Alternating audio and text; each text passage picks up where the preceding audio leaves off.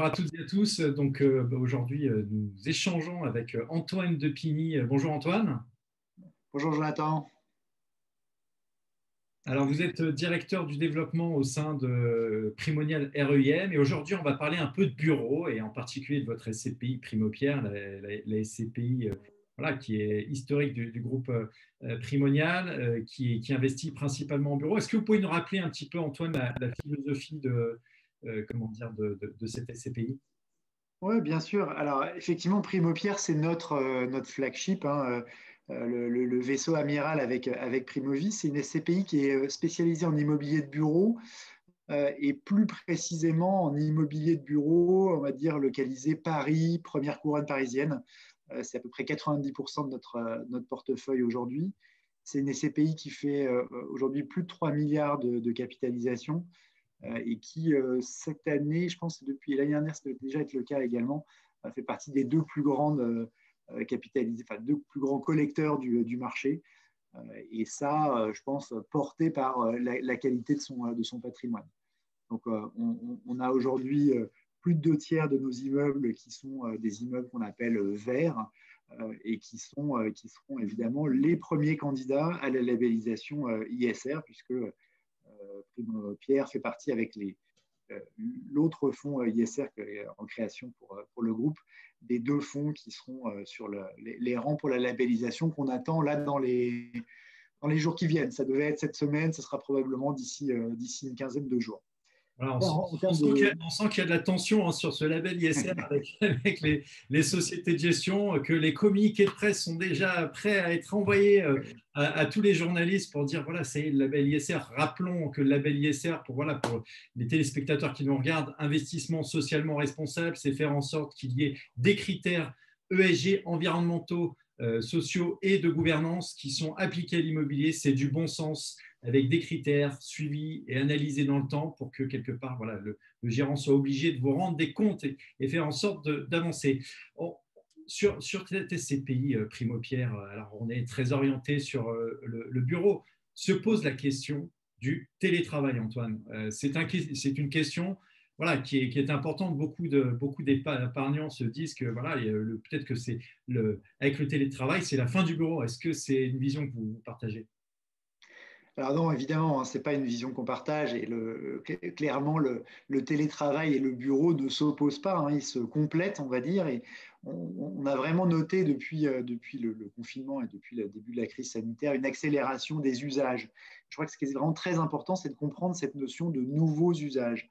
On a parlé pendant un certain temps de nouveaux usages du commerce, des petits commerces et d'Amazon. Le télétravail et le bureau, c'est exactement la même chose. Ces deux usages qui vont se compléter. Et aujourd'hui, ce qu'on constate hein, sur le marché encore aujourd'hui, c'est que les gens sont assez contents de retourner au bureau, sont assez contents de retourner au bureau parce que le bureau, c'est un lieu d'échange, c'est un lieu de vie et c'est un lieu qui permet la créativité, qui permet la sociabilisation. Et donc, c'est dans cet esprit-là que les bureaux de demain vont devoir être créés. Et c'est exactement en fait la thématique de Primopierre hein, qui s'inscrit dans des sièges sociaux. Et la thématique du siège social aujourd'hui, hein, c'est de rassembler ces salariés, en tout cas une partie de ces salariés, pour leur permettre d'échanger, de recréer du tissu social.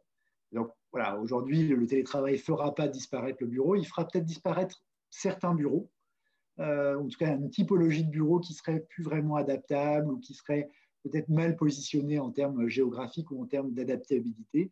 En revanche, ça va très clairement favoriser un bureau moderne, un bureau flexible, un bureau qui permette d'avoir des salles de réunion, des espaces de restauration, des espaces de vie. Donc c'est vraiment toutes ces thématiques-là aujourd'hui qui vont être mises en avant.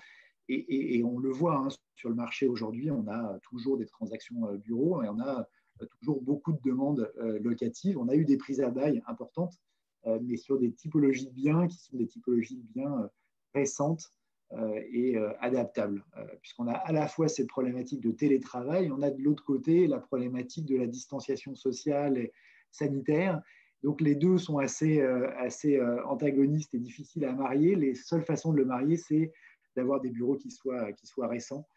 Et donc c'est pour ça qu'aujourd'hui, la plupart de notre philosophie d'investissement va aller se porter sur des bureaux récents, voire fraîchement développés. Je pense que c'est vraiment un élément assez important. Bon, après, comme tout un chacun, en tout cas tous ceux qui ont été confinés en télétravail, apprécient, je pense, le retour dans un espace de travail et dans un bureau.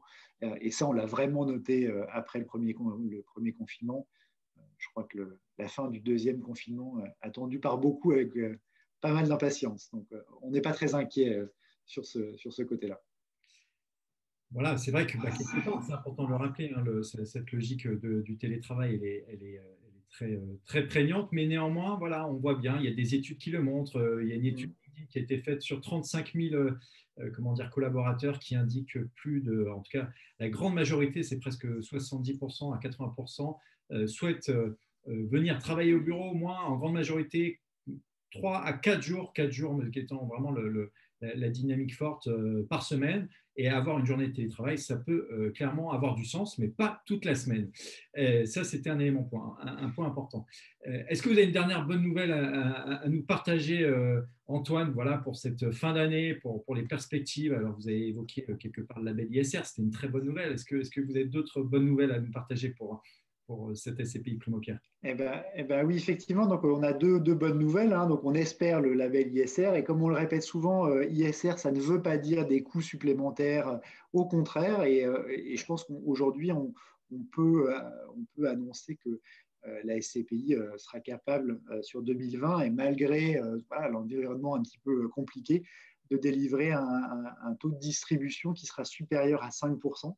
Donc, c'est quand même une très, très, très belle performance qui suit une performance qui était assez exceptionnelle également en 2019 et qui traduit un peu cette double compétence de la SCPI, à la fois un portefeuille très core, donc très qualitatif, qui délivre un rendement assez stable, mais également la possibilité, puisqu'on a fait le boulot, on va dire, sur un certain nombre d'actifs, on a reloué les actifs, on a refait à neuf les bâtiments, on peut générer un certain nombre de plus-values, et ces plus-values, elles sont redistribuées aux porteurs de parts, et donc voilà, la distribution totale sera supérieure à 5% pour 2020, ce qui est plutôt une bonne nouvelle, le tout couplé évidemment à ce label ISR tant attendu.